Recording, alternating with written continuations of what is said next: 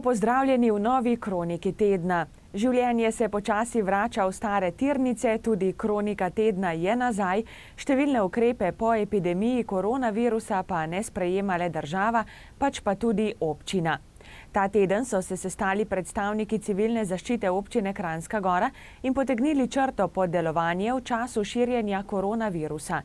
Z opravljenim so zadovoljni, prav tako pa že pripravljeni tudi na morebiten drugi val.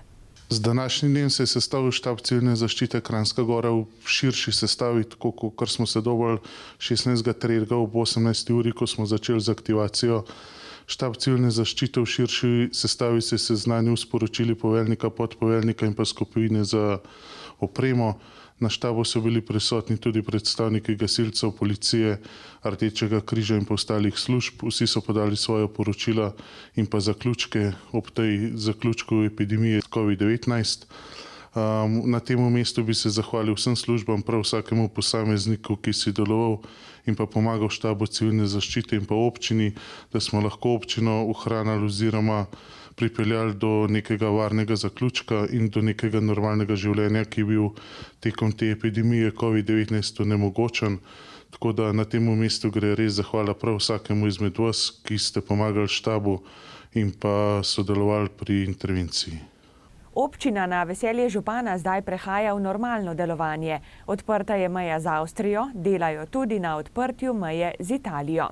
Dogovarjamo se tudi z Ministrstvom za notranje zadeve in Ministrstvom za zdravje tudi za postopoma odprtje meje z Italijo. Italija je odprla svoje meje za občane oziroma za državljane Slovenije.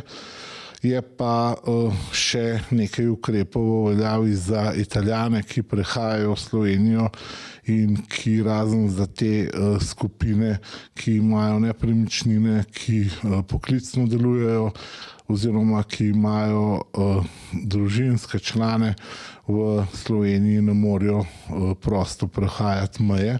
Tako da upam, da se uredi tudi to in da naša občina zadiha s polnimi pljuči. Sami vemo, da smo odvisni od turizma in le prost pretok meja, seveda tudi vzpostavitev transportnih povezav, avionskih linij in seveda delovanjem letališč bomo lahko spet oživili in vrnili turizem nekako v stare okvire, kar si želimo, seveda na nek drugačen način.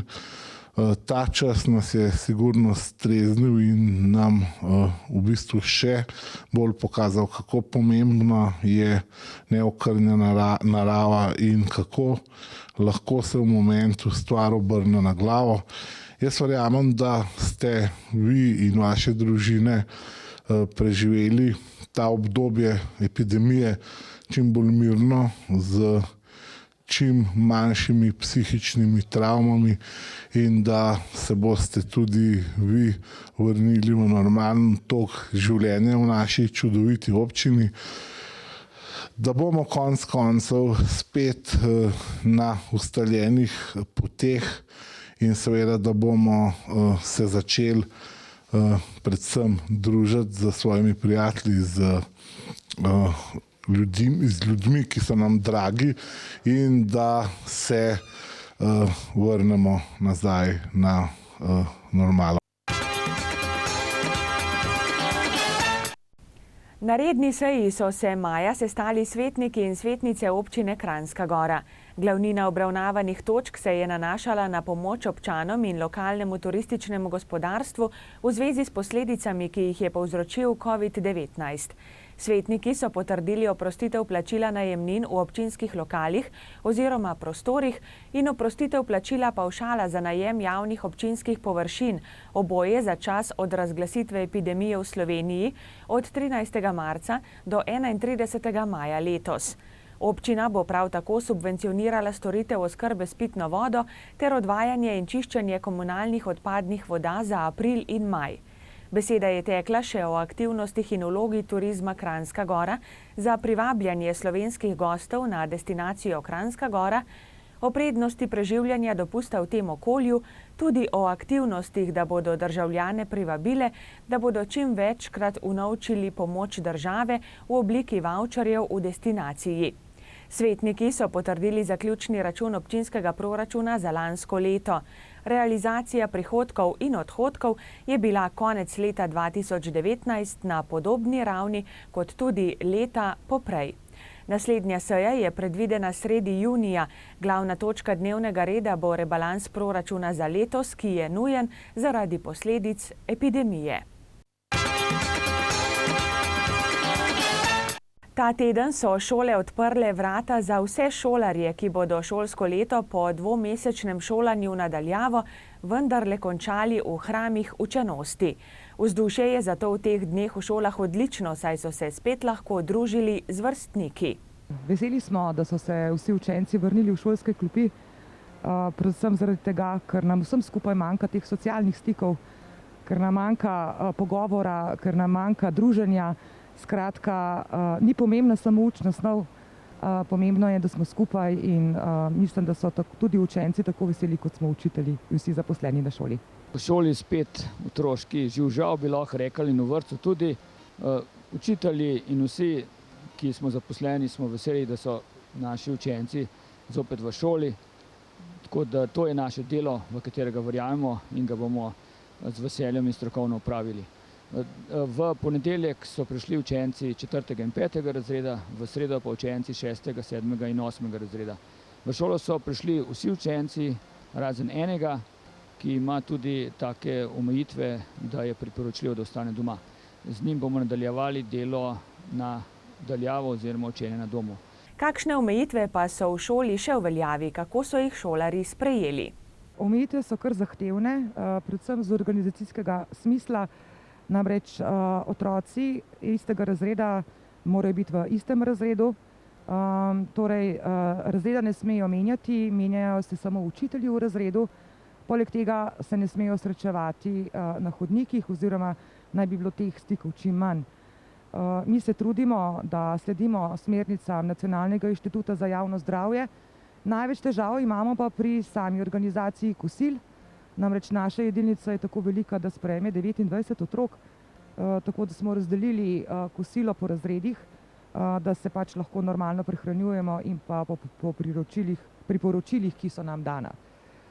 Naslednja težava je recimo tudi so prevozi, kajti mi imamo kombi prevoze, otroke vozimo iz Radovne, Belce, Dovjega, in če je šlo prej v en kombi 8 otrok, jih gre danes 4.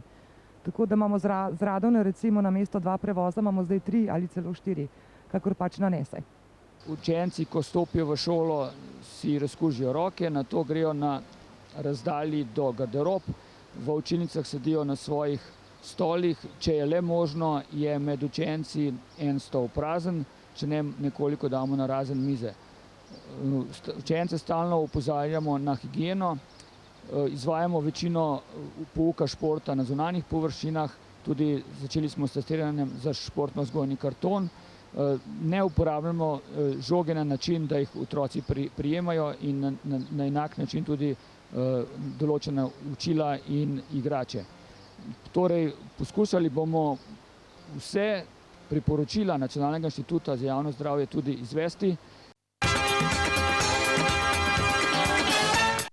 Novogoriška igralniška družba Hit je odprla igralnice ob slovensko-avstrijski meji, torej tudi igralnico in hotel Korona ter igralni salon Casino Larix v Kranjski Gori.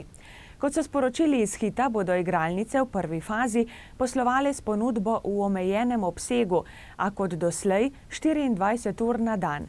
Poslovanje bodo prilagajali povpraševanju gostov, zagotovljena bo tudi možnost nočitev in osnovna gostinska ponudba.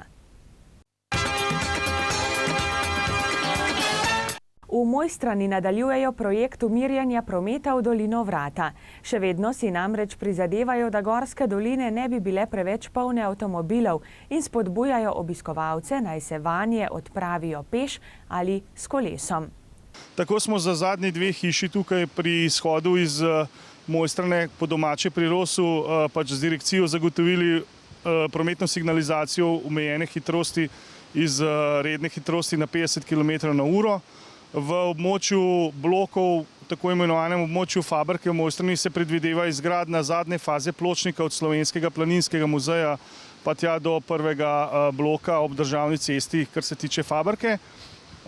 Tukaj pri sami strugi Bistrice in pa pri tem zožanju iz državne ceste v cesto, ki nadaljuje pot v dolino, pa smo namestili števec vozil. Ta števec vozil je bil pravzaprav namenjen temu, da se pač ljudi uzavesti, saj večina obiskovalcev doline ni imela resnega občutka, kakšno število vozil in pa obiskovalcev se lahko v samo enem dnevu pravzaprav odpravi v dolino in seveda iz nje. Pri Mercatorju v Mojstrani pa so vzpostavili modro cono. V pričakovanju poletne turistične sezone smo v občini Kranjska Gora ponovno, zavrteli kolo, kar se tiče priprav na to sezono. Ena izmed novosti v Mojstrani, ki je bila pač narejena in postavljena v sodelovanju z poslovnim subjektom, se pravi s trgovino Mercator, je tudi nova umirjena cona parkiranja v neposredni bližini trgovine Mercator. Namreč dogajalo se je to, da so pač v najbolj obleganih terminih trgovine pač bila parkirišča že vsa zasedena in pač podjetje se je odločilo, da bo naredilo pač modro cono, kar se je pokazalo za pozitivno.